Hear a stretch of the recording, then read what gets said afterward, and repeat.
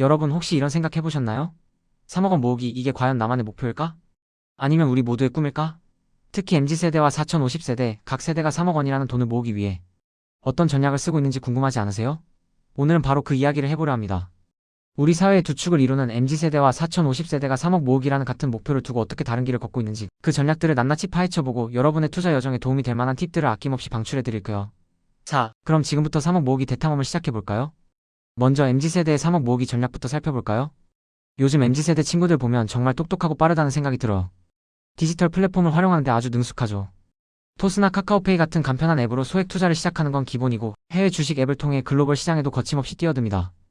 딱 봐도 트렌드에 엄청 민감해요. 반도체, AI, ESG 테마주 같은 미래 지향적인 분야는 물론 암호화폐나 NFT 같은 혁신적인 디지털 자산에도 적극적으로 투자합니다. 정말 그들의 투자는 늘 새로운 것에 대한 탐구와 도전의 연속인 것 같아요. 하지만 MZ세대만의 특별한 점은 여기서 그치지 않습니다. 분산 투자 전략도 아주 영리하게 구사하죠. 주식이나 코인 조각 투자처럼 소액으로 여러 자산에 나눠 투자해서 리스크를 줄이려고 노력하고 리치 REITs나 PEP 대출 같은 비교적 접근하기 쉬운 상품에도 관심을 가집니다. 투자 정보도 소셜미디어를 통해 빠르게 습득해요. 유튜브나 인스타그램 같은 채널에서 정보를 얻고 필요하다면 유료 강좌도 마다하지 않고 듣는 걸 보면 정말 배움에 대한 열정도 대단합니다. 이런 디지털 친화적이고 트렌드 중심의 투자가 바로 MZ세대의 3억 모으기 핵심 전략이라고 할 수 있습니다. 그렇다면 우리 4050세대는 어떨까요? 아무래도 인생 경험치가 다르다 보니 MZ세대와는 사뭇 다른 안정성 중심의 3억 모으기 전략을 선호하는 경향이 뚜렷합니다. 4050세대는 보통 안정적인 현금 흐름을 확보하는 데 중점을 둡니다. 국채나 회사채처럼 비교적 안전한 채권 상품에 투자하거나 배당주를 통해 꾸준한 배당 수익을 추구하고 예금이나 적금 같은 전통적인 금융 상품도 여전히 중요하게 여깁니다. 안정성이라는 키워드가 4050세대의 투자를 관통하는 가장 중요한 가치라고 할 수 있죠. 부동산에 대한 접근 방식에서도 차이가 나타납니다. MZ세대가 리츠 같은 간접 투자를 선호한다면 4050세대는 소형 오피스텔을 직접 구매하는 등 전통적인 부동산 투자를 선호하는 경향이 강합니다. 아무래도 직접 소유를 통해 안정적인 임대 수익을 얻으려는 마음이 크겠죠. 그리고 세금 혜택을 활용하는데 아주 능숙합니다. 연금저축이나 IRP 같은 절세형 금융 상품에 가입해서 세액 공제를 최대한 활용하는 것도 4050세대 3억 모으기 전략의 중요한 부분입니다. 또한 혼자서 모든 걸 해결하기보다는 은행이나 증권사의 전문가 컨설팅을 적극적으로 활용합니다. 자산관리 앱 사용률은 MZ세대에 비해 낮은 편이지만 오랜 경험과 전문가의 조언을 바탕으로 신중하게 투자 결정을 내리는 편이죠. 이렇게 안정성과 절세, 전문가의 도움을 중시하는 것이 4050세대의 3억 모으기 전략의 핵심이라고 볼 수 있습니다. 그렇다면 각 세대의 투자 방식이 어떤 이점들을 가지고 있을까요? 먼저 MZ세대의 강점부터 알아볼게요. MZ세대는 유연한 투자가 가능합니다. 소액으로도 다양한 자산에 투자할 수 있어서 시장의 변화에 빠르게 대응할 수 있죠. 그리고 코인이나 테마주 투자처럼 높은 수익률을 기대할 수 있는 자산에 과감하게 도전하면서 자산을 빠르게 불려나갈 기회를 잡기도 합니다. 앱 기반의 자동 투자를 활용해서 관리 시간을 절약하는 것도 큰 장점이고요. 게다가 ESG 투자처럼 사회적 가치를 반영하는 데도 적극적이라 투자를 통해 세상에 긍정적인 영향을 미치고 싶어하는 마음도 엿볼 수 있습니다. 이런 유연성과 높은 수익률 추구 그리고 효율성이 MZ세대의 주요 강점이라고 할 수 있겠네요. 반면 4050세대의 강점은 바로 리스크 관리 능력과 경험 기반의 판단력에 있습니다. 채권이나 부동산 비중을 높여서 포트폴리오의 변동성을 낮추고 시장의 급격한 변화에도 흔들리지 않는 뚝심 있는 투자를 지향합니다.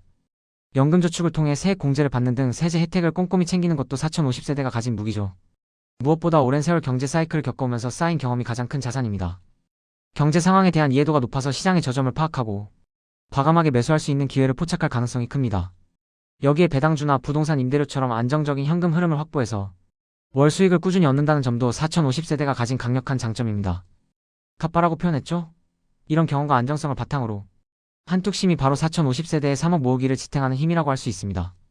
물론 각 전략에는 장점만 있는 건 아니겠죠? MZ세대의 디지털 자산 투자는 급성장 가능성이라는 큰 장점이 있지만 변동성이 극심하다는 단점도 분명히 있습니다. 하루에도 가격이 수십 %씩 오르내릴 수 있기 때문에 자칫 잘못하면 큰 손실을 볼 수도 있죠. 내가 이거 어떻게 들고 있냐고 라는 말이 절로 나올 정도로 멘탈을 흔들 수 있습니다.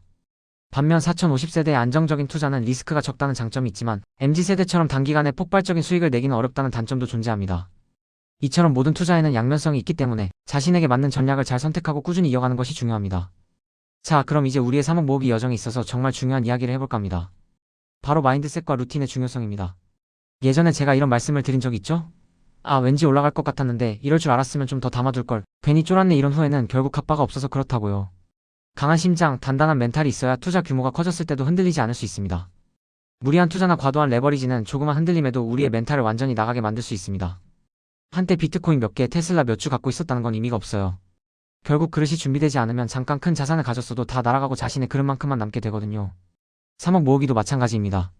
멘탈이 흔들리면 아무리 좋은 전략도 무용지물이 될 수 있습니다. 그래서 장기 투자자라면 위대한 자산을 오래 들고 가는 게 핵심입니다. 이건 단순히 리스크를 시간에 녹이기 위함만이 아니에요. 시간이 지나면서 그 자산이 남기는 안전마진이 쌓이고 우리의 그릇도 점점 커져가는 과정입니다. 처음엔 몇십만 원 빠져도 머리가 띵했는데 어느 순간 몇천만 원이 왔다 갔다 해도 무덤덤해지고 결국엔 수억 단위 변동에도 평정심을 유지하게 될 거예요.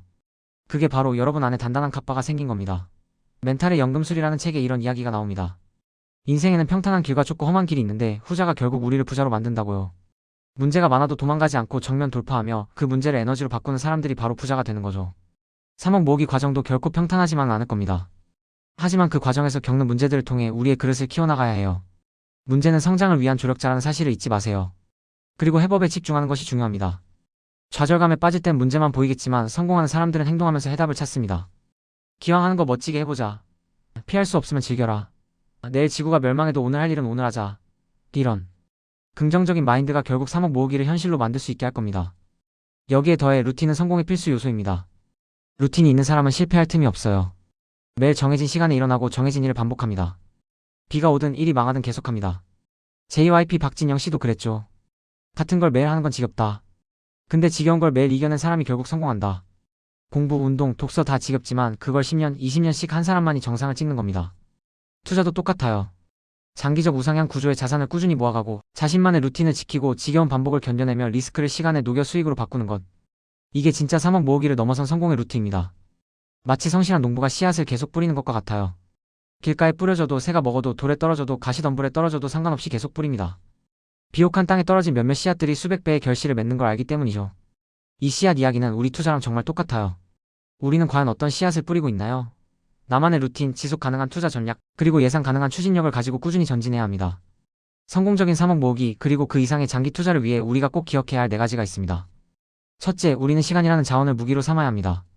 거대 자본이 못하는 장기 투자를 통해 작은 씨앗을 큰 나무로 키워야 해요. 둘째, 내가 중간에 변심하지 않도록 강력한 마인드셋을 구축해야 합니다. 흔들리지 않는 멘탈, 단단한 갑바를 만들어야 합니다. 셋째, 인생의 희로애락 이벤트를 예측해서 각 시점에 맞는 투자 기간과 전략을 정해야 합니다. 무작정 덤비는 게 아니라 계획적인 투자가 필요하다는 거죠. 넷째, 예측할 수 없는 리스크에 대비해서 속성이 다른 자산 23개로 분산 투자해야 합니다. 제가 비트코인, 테슬라, 서울 부동산을 함께 투자하는 이유도 바로 여기에 있습니다. 부동산은 우리 투자의 든든한 베이스 캠프가 되고 주식과 암호화폐는 더 높은 곳을 향하는 스노우픽이 될 수 있습니다. 이것이 바로 장기 투자 정상으로 향하는 여정입니다. 여러분, 이 모든 걸 실행에 옮기기 위한 첫걸음은 바로 끝까지 살아남는 것입니다. 아무리 좋은 전략도 중간에 포기하면 아무 소용이 없어요. MZ세대의 혁신적인 투자든 4050세대의 안정적인 투자든 자신에게 맞는 길을 찾아 꾸준히 걸어가야 합니다. 3억 모으기라는 목표는 단순히 돈을 모으는 것을 넘어 우리 삶을 더 풍요롭고 안정적으로 만드는 과정이라고 생각합니다. 그 과정에서 우리는 많은 것을 배우고 성장할 거예요. 그러니 우리 함께 이 긴 여정의 든든한 동료로 계속 투자와 루틴을 이어갑시다. 구독자 여러분, 리스펙합니다.